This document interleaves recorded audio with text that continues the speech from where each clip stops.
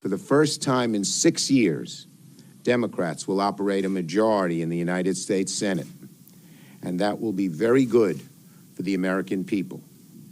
America is experiencing one of the greatest crises we have ever had in our history, and the Senate Democratic majority is committed to delivering the bold change and help that Americans need and demand. Senate Democrats know America is hurting. Help is on the way. And we have 2 new senators coming to help. One of the first things that I want to do when our new senators are seated is deliver the $2,000 checks to the American families. I strongly suspect those families also want you to deliver that $2,000 check, since Ossoff and Warnock, the first Democrats in my awareness that has ever won a runoff in Georgia, let alone Joe Biden winning in Georgia, but more so to the point of Ossoff and Warnock, because they campaigned specifically on that $2,000 check as a wedge issue. Remember what happens. Donald Trump says he wants $2,000. Nancy Pelosi gets the Democrats to immediately pass it. Republicans join in on passing it. $2,000 is magnificently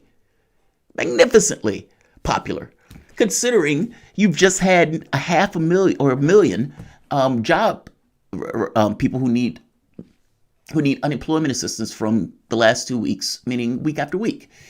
The country, despite all of this kind of assertion that everything is going great, the world is doing fine, it's just the people from far left who wants this extra stimulus, nonsense.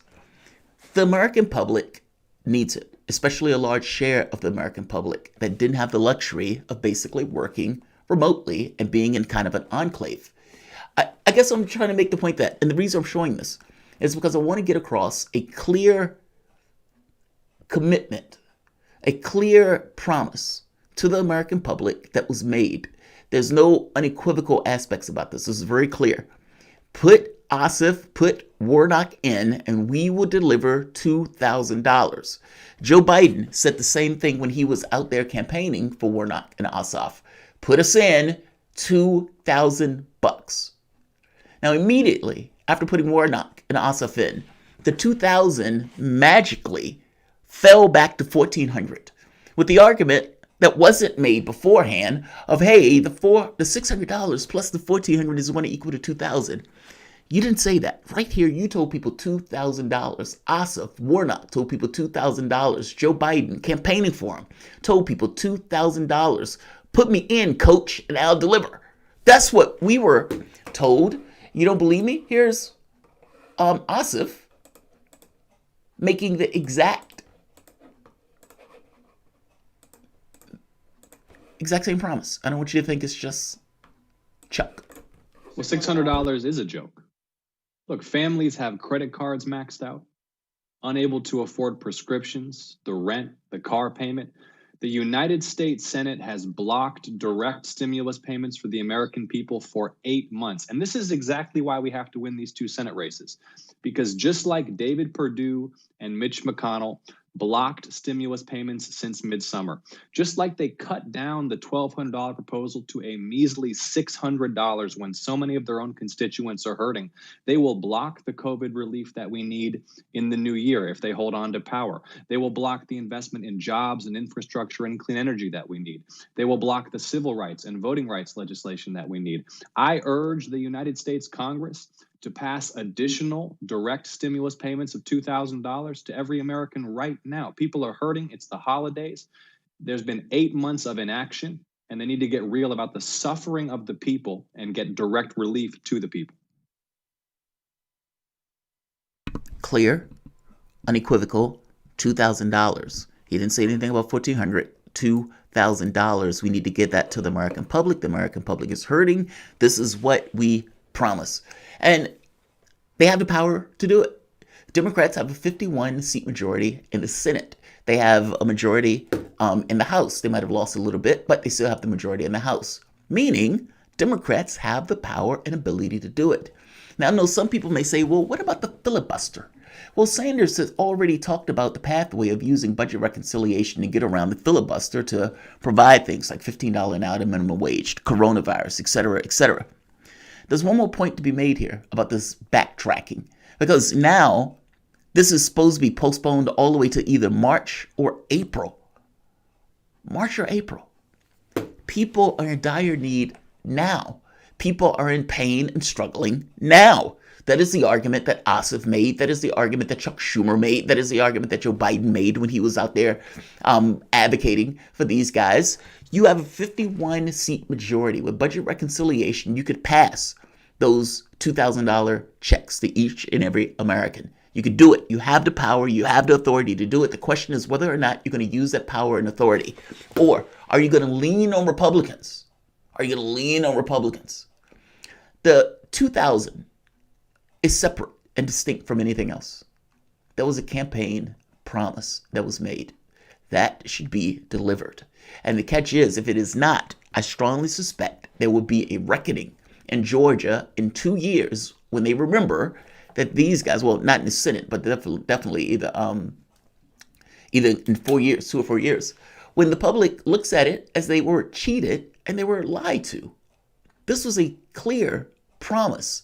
$2,000 made by the majority leader in the Senate, made by the, I guess you can say the House leader, Nancy Pelosi, and the President of the United States at this point, Joe Biden. They have the power to do it. Will they do it? Well, it's unclear. At this point, it's not the first thing they're going to do. Democrats are backtracking, not 2,000, 1,400. And now, not even immediately, we're talking about all the way out to March or April. If you're right, and the people need the help now, how are you waiting till April? Welcome to the Soapbox.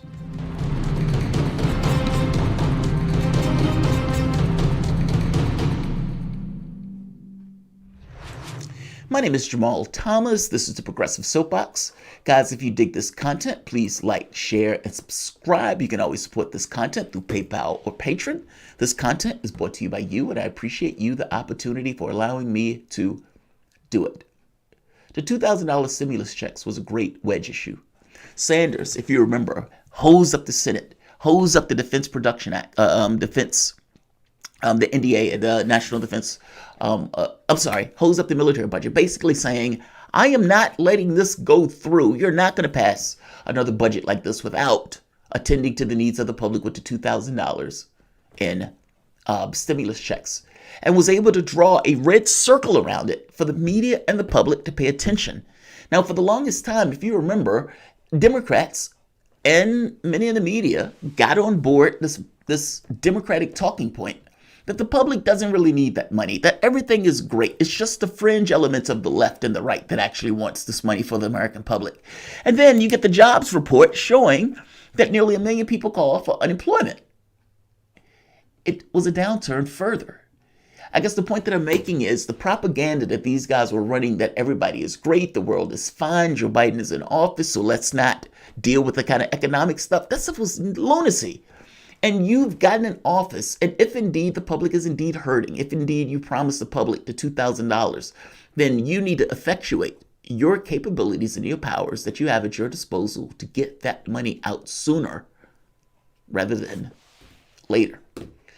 This is Yahoo. The economic stimulus checks section of the $1.9 trillion coronavirus plan Joe Biden unveiled last week, and a word disappointing for many Americans who had expected something a bit more. After promising 2,000 checks to eligible Americans, the soon-to-be president revealed that no, actually, it'll be 1,400 checks to supplement the 600 check that was passed early on 2020. Setting this unfortunate bit of creative addition aside, the question, where is it? Right here. Alongside trillions of aid, vaccine funding, and more to help Americans overcome the pandemic, the news on that front is also disappointing, although not unexpected, as this package is just a legislative idea rather than an introduced bill. Unsurprising, it looks like it will be months before that happening.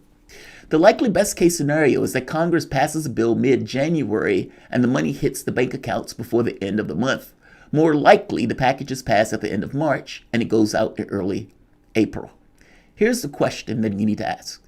Is Joe Biden willing to go it alone in order to pass this package?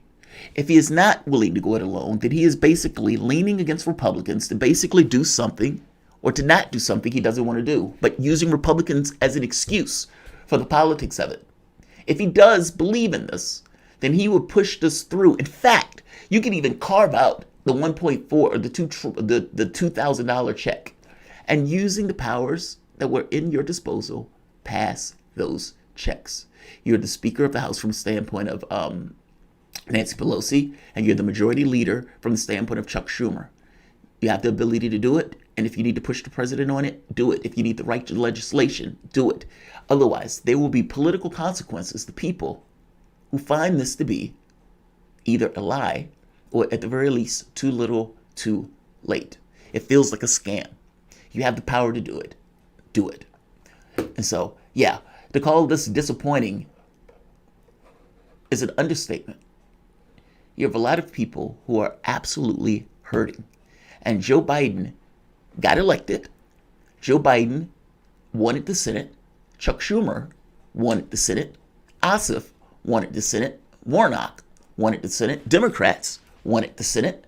And because they wanted the Senate, they were willing to give $2,000 to each American and to hold that out saying, look, you'll get this if you vote us in. The American public votes you in, expecting that campaign promise to be upheld and acknowledged. And instead of that campaign promise being upheld and acknowledged, the money is stuffed in a $1.9 trillion package that is to be negotiated and fought against. And it is no longer $2,000, it just dropped to $1,400, and it's not going to be immediate. Now it's pushed out to March or April. That's assuming it happens at all, considering all of this stuff is up to negotiation instead of being willing to push it through. This is your Democratic Party, and this is what you get when you vote for people and have no clear demands with consequences when those people end up in that office. Joe Biden was able to walk in with no leverage attached to him. And now you have this situation where these guys are getting in Congress. And the question is, are they going to back to 2000? Chuck Schumer said bold change and help is on the way. You just have to wait until April. It's not bold change, Chuck. And from the standpoint of on the way, not so much. Like, share, and subscribe. And to call this disappointing is an understatement. You made an exact, explicit promise for $200. You didn't say the $200 was going to be ensconced in a bill that has to be passed later on. You promised the American public $2,000. You didn't say $1,400. You didn't say you were doing addition. You said $2,000. And what it looks like is that many members of the Democratic Party basically lied, or at the very least, used that to con people into voting for them to give them the Senate. If you don't write checks for that $2,000, Lord knows, I hope you're punished for that lie. Like, share, and subscribe. Order of Chaos. Did you really expect something different? Yes. Because this is different. This is not, if I am running for office and I promise that I am going to provide healthcare, okay, but what does that mean? Does it mean Medicare for all? Does that mean access to healthcare? Does that mean giving a stipend? Does it, meaning the political language allows me to hide within the context of the language. I can say that this proposal is the healthcare that I expected. So when Elizabeth Warren comes out and says Medicare for all, and she says, my view of Medicare for all is this, is she being disingenuous to some degree? Yes. But is it an absolute lie? Not entirely, because again, there's some level of subjectivity to this. There is no subjectivity to this. That's the issue. If you tell the American public, put me in, coach, and I'm going to ensure you get $2,000, and the leader of the House, the majority leader of the Senate, Chuck Schumer, is going to come out and basically say, yes, put these guys in, we're going to give $2,000. And the president of the United States comes out Basically, you have the Democratic Party saying, we are going to give $2,000. That's what they said. So to back away from that in such broad, shocking terms will have consequences.